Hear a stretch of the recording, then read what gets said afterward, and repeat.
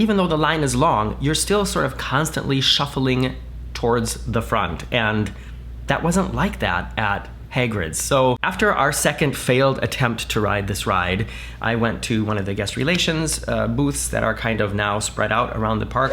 It is Sunday, February 5th, 2023, and on this week's edition of Sunday Sofa Time, we're talking about weird things happening at Universal's Islands of Adventure.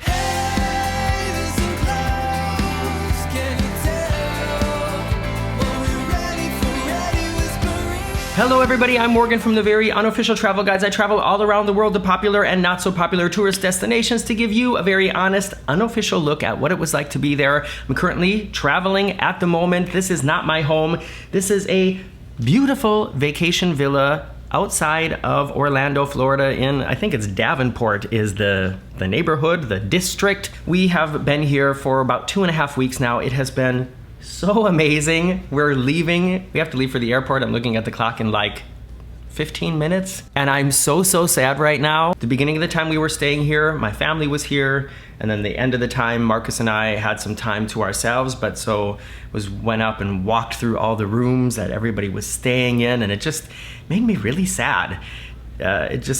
We had so much fun, so many great things happen, including me getting to meet a lot of you at the first ever Sofa Time live event. We had some great park visits, and one of the things I want to talk about today is our visit to Universal Studios and Islands of Adventure yesterday. We've also been eating all the chips bags that we had open, trying to finish off the ice cream.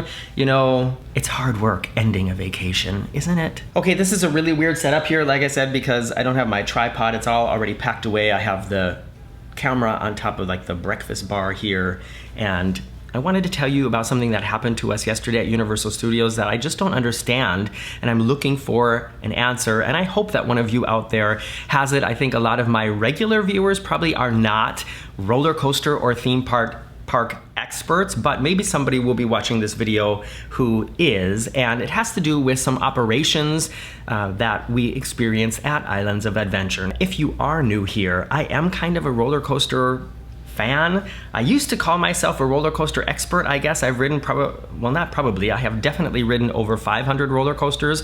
It might even be over 600 now. I stopped counting in my 30s, I guess, is when I stopped. I had a list that I was doing. It was like a collection, okay? And so I do know a lot about roller coasters. I have worked on a roller coaster crew at Valley Fair at the end of the summer for 2 weeks. I worked on the high roller crew, and I feel like I have a lot of knowledge about theme park attractions and how they work. But yesterday, we were at Islands of Adventure in Universal Studios. Have I said that enough already? And we had the unfortunate experience that we were waiting in line for quite a while for Hagrid's Motorbike Adventures, which is this amazing piece of technology based around a roller coaster experience. It goes forwards, it goes backwards, it goes up, it goes down, it goes inside, it goes outside. There's really almost nothing that this ride doesn't do other than spin, but that's fine with me. And it's amazing that this thing works at all, much less that they can run 5 or 6 trains all at the same time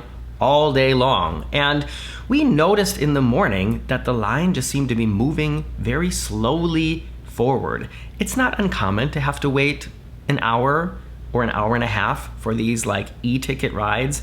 That's not a big deal. We're used to that. We were ready for that. But the first thing that we noticed that seemed strange was just it seemed to be moving very slowly forward. So that time, the first time we got in line, we waited about 45 minutes and then the ride went down. They were having technical problems. They invited us to wait in the line, but they told us they also could not tell us how long it would be until the ride got up and running again. So 45 minutes invested in that ride. We left, got out of the line, went and did some other things. Later in the day, we came back, got in the line again. It was moving very slowly forward. We were in line for probably 35, 40 minutes again, and then the same thing happened again. And once again, I just was noticing that we were moving so slowly. In other rides like Gringotts and Forbidden Journey, and especially Velocicoaster, which is also an amazing ride, even though the line is long, you're still sort of constantly shuffling towards the front, and that wasn't like that at Hagrid's. So after our second failed attempt to ride this ride, I went to one of the guest relations booths that are kind of now spread out around the park. Used to be that you always had to walk way back to the front of the park. I think it's great that they have changed that now, not just at Universal or Islands of Adventure, but at other parks as well. There are guest relation stands all over the place. So if you have an issue, then you can go there, and that's what we did. I wouldn't have gone way out of my way to do this, but there is one right there in the area of the entrance and exit of Hagrid's Motorbike Adventure. So I thought, all right, I'm just gonna go check it out. I explained our situation. I was extremely friendly, extremely polite, and I just asked if there was anything that that they could do to help put a smile back on my face, basically, after investing, you know, like an hour and a half in waiting for a ride that it looked like we weren't gonna get to ride, because it was already, I think, 7 o'clock in the evening and the park closed at 8. We had waited in line twice and still didn't get to ride the ride. And the person working at guest relations was also very friendly, very helpful, and gave us printed out two sort of fast passes for the ride, and said, if the ride does go back up, you can go up the entrance, and if they have capacity, they will accommodate you with these passes, which was great. And shortly after that, we did hear screams over the fence again. So we went over there, we went in the exit, gave the passes. They didn't put us like right on the ride then. We still probably waited about 25, well, maybe 15 minutes before we were seated. And this is where I noticed the strange thing that I don't understand. And that is, they were running a lot of empty trains. I don't mean empty seats, and I don't mean one empty train. Those are things that with my knowledge, I would have an explanation for. It looked to us like they were running like 3 trains full of people and then 3 trains with nobody in them.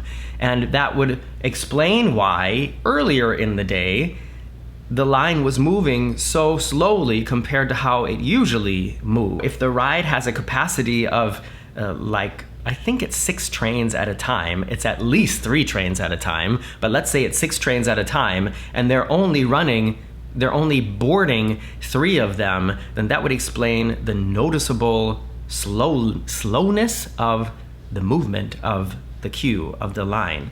But what I don't understand is, why are they running all these empty trains? Because Marcus has a very large technical knowledge. He comes from the technical area of theater and event management and stuff like that. Marcus's theory is that there's some part that's continually overheating today. And I mean, it was a warm day. It was in the 80s, but it gets way warmer in Florida.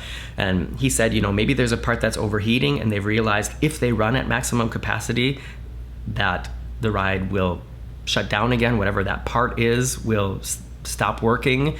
And so that's why they have to run at reduced capacity. And then my theory is, and then they just leave the trains on the track, because if it, I don't know, like cools down enough and they get the green light, then for at least a short time they can go back to maximum capacity. I don't know, but I'm really hoping that there's somebody out there that will, in the comments, or if you want to be anonymous and send me a private message, and I will promise not to disclose your identity. I just would like to know what was going on. Why are they running on like the most popular ride at the park? Why are they running 3 trains with people and then 3 trains with no people when the line is like out of the queue area and it's been down, you know, for a large part of the day, or at least what seemed to me to be a large part of the day, because every time I got in line for it, it went down. And I'm gonna wrap up this video here because I don't have time for another comment on your comments. This is gonna be the 2nd week in a row that I haven't commented on the comments from last week, but last week's video was